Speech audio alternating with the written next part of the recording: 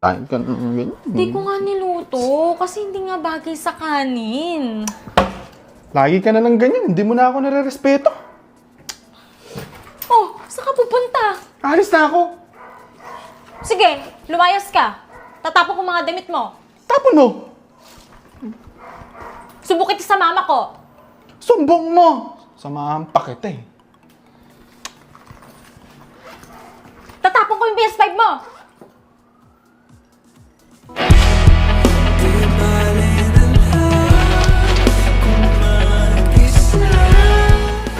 Tama ka nga. Mali ako.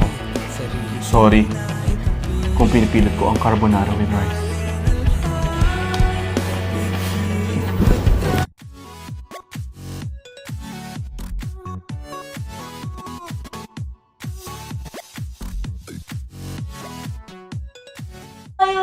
Akala niya siguro magsasorry ako, no? Hindi ako magsasorry sa kanya. Sabi, ito kasi kaysa walang ano yun sabi, walang magbabantay or Oo, kasi inaaya ako ng friend ko noon. Kaya ako nagsasorry. Akala niya sa kanya ako Napili magsasorry. niya. Yung reaction. Perfect tayo eh. Ay, wait lang guys. Sige, sige. Guys, wait lang. Bakit? Shanghai. Gusto mo? Sige, sige. Guys, pengi daw ng Shanghai si Kevin. Okay lang ba? Oo, okay lang. Ito oh. Ito, kunin mo na to. Sakto isa na lang. Ito pa kanin mo. Para maubos na lahat.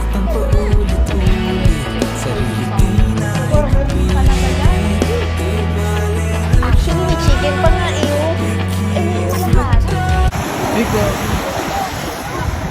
di basa yung post mo. Okay lang basa yan. Hugasan ko talaga ito.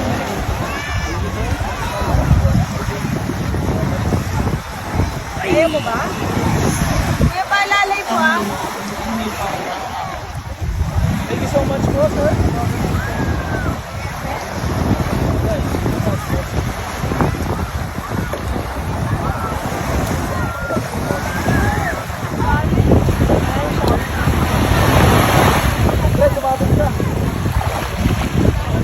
Madam, thank you, madam. Yan kayo ah.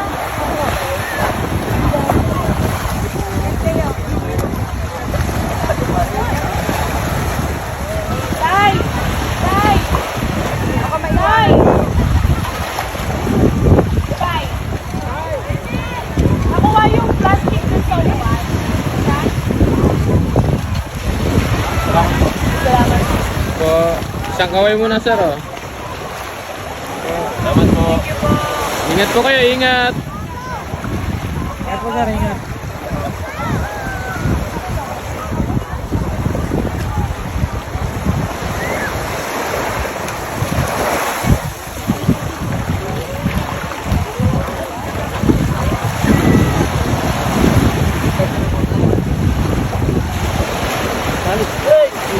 Sige.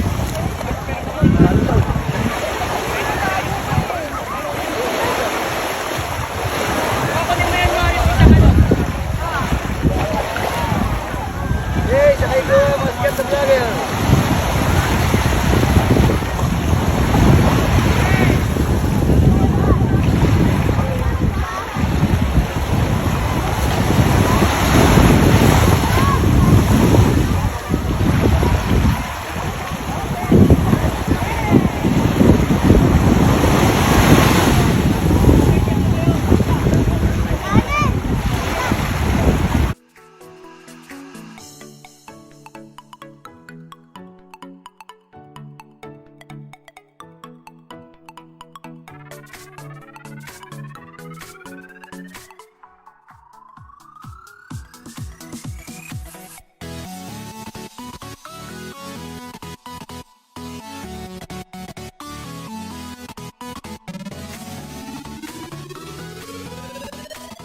So guys, it's time.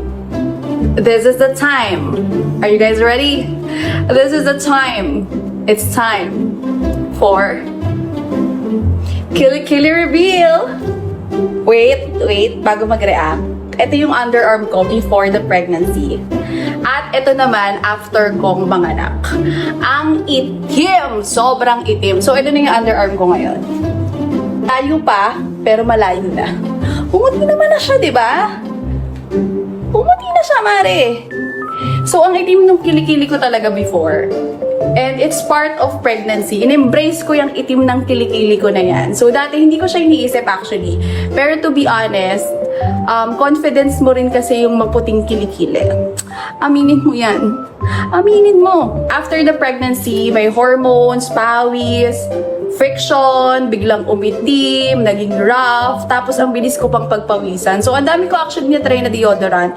Pero karamihan kasi dyan is pang-amoy lang. Hindi niya inaayos yung skin. So, meron akong na-discover. I switched to something different. Ito ang Lavo Joy Deodorant Serum. So, hindi siya typical deodorant serum So, habang ina-address niya yung odor and sweat, inaalagaan din niya yung skin ng underarms mo. So, super lightweight, hindi siya sticky, and super gentle. Perfect din siya kahit sa sensitive skin. Especially for moms like me, ginagamit ko siya consistently, and after weeks, napansin ko talaga yung difference.